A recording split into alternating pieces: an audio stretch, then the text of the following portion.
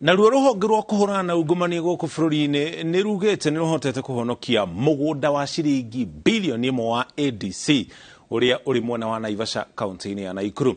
Rĩrĩ nĩ ikinya rĩmwe gatagatĩ ka makinya marĩa rũhonge rũrũ rũkoretwo rũgĩtacũkia rwa kũrũmanĩrĩra na indo cia mũingĩ iria ciĩtahĩirwo nĩ andũ kĩũmbe. Ũhoro ũyũ wĩyumĩrĩtie hĩndĩ ya kĩgomano gĩa gũthomithia maabitha a University ya Turkana mwena wa Naivasha kĩrĩa gĩtanyĩtwo gũtambio honge-inĩ ingĩ cia thirikari makĩnorwo igũrũ rĩgiĩ njĩra cia gũtĩa mawatho ma kũhũrana na ungumania. Rũhonge rũu ningĩ rugĩte nĩ rũrathuthuria maratathi ma maabitha maigana na thirikari-inĩ marĩa marĩ na ũcuke.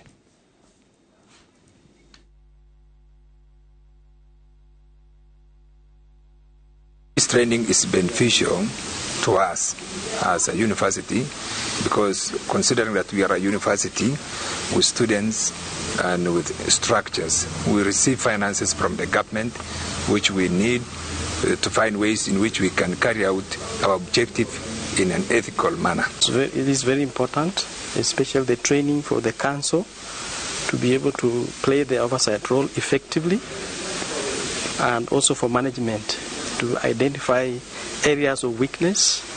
Our interest is to entrench good governance in these institutions.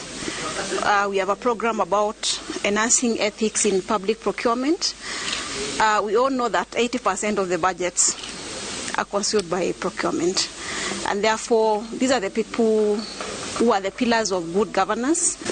The efforts as EACC for asset recovery has been enhanced, and what we are saying is that we are telling those institutions and the custodians of those public assets to report whenever they sense danger happening to their pieces of land.